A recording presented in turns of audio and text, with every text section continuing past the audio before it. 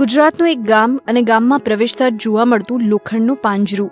ગામ લોકોએ આ પાંજરાને દારૂડિયાનું ઘર એવું નામ આપ્યું છે. દારૂ પીનારને આ પાંજરામાં કેદ કરવામાં આવશે અને બાદમાં પોલીસને સોંપી દેવામાં આવશે. દારૂ પીતા હતા ભાઈ, ઘરે તોફાન કર્યું, જે પૈસા કમાઈને આવ્યું એ વાપરી કાઢ્યું દારૂમાં.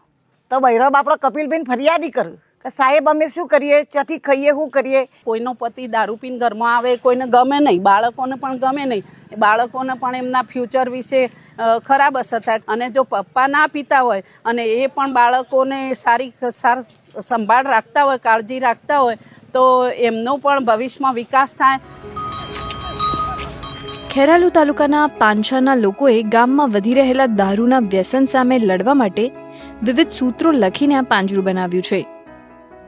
કોઈ પણ દારૂ પીધેલી હાલતમાં આ દારૂ કાઢતો કોઈ પણ વ્યક્તિ પકડાય તો આપણે જાહેર ચોકમાં જો આ રસ્તામાં કોઈ તોફાન કરતો હોય કે કોઈ બીજાને અડચણરૂપ થતો હોય તો એવા માણસને લાઈને બેસાડી દેવાનું, પોલીસને જાણ કરી દેવાની, પોલીસ આવે ત્યાં સુધી એને પોજરામાં રાખવાનું. આવું કરવા પાછળનું કારણ જણાવતા ગામના આગેવાનોએ જણાવ્યું કે કારણ કે એના પહેલાં એવું બનેલું કે 2-3 જ્ઞાતિઓમાં સારા એવા યુવાન છોકરાઓ દારૂ પીવાની આદતથી અકાળે અવસાન પામ્યા. તો એમની નાની નાની પત્નીઓ વિધવા બની, એમના બાળકો થોડા નિરાધાર જેવા થઈ ગયા. એ બધું જોઈને ગામ લોકોએ એને સરપંચશ્રીએ વિચાર્યું કે એમ કે આ બધું ખોટું થઈ રહ્યું છે, આના માટે શું કરવું જોઈએ. તો એમને એમ વિચાર્યું કે ચલો એક એવો નિર્ણય લઈએ કે પહેલાં ગામમાં એક પાંજરું મૂકીએ. પાંજરા મૂકવાના પાછળ એવું હેતુ છે, એક સામાજિક પાંજરાના કારણે જો એ પીવાનું છોડી દે અને જાહેરમાં અવારનવાર સમાજો બધા એકબીજા અહીંયા રહેતા હોય તો એક સામાજિક બંધારણ છે કે સામાજિક જો શરમના અનુભવ અને પીવાનું બંધ કરે, એના લીધે આજે અમે દારૂ મુક્ત ગામ કહી શકીએ છીએ. દારૂ પીવાથી બધાના જો ફેફસો ખરાબ થઈ જશે, લીવર ખરાબ થઈ જશે અને અકાળે અવસાન થાય છે એ અટકી જશે. પાંછા ગામના લોકોએ બનાવેલી નશાબંધી સમિતિ આ આખી જવાબદારી નિભાવી રહી છે. નશાબંધી જે સમિતિ બનાવી છે એના દ્વારા જનતા રેડ પણ કરવામાં આવે છે.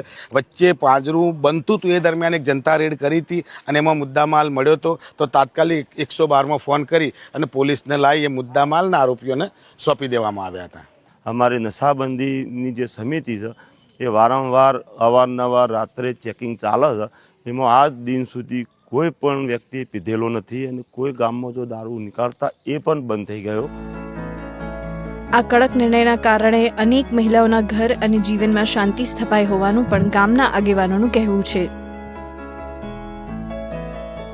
આ છેલ્લા 1 મહિનાથી કોઈ માણસ દારૂ પીના ગામના રોડ ઉપર નીકળતું નથી. બહાર ગામનું આજુબાજુ વિઠોડા ચાહે નિર્વાણી કોઈ પણ ગામનું નીકળતું નહીં.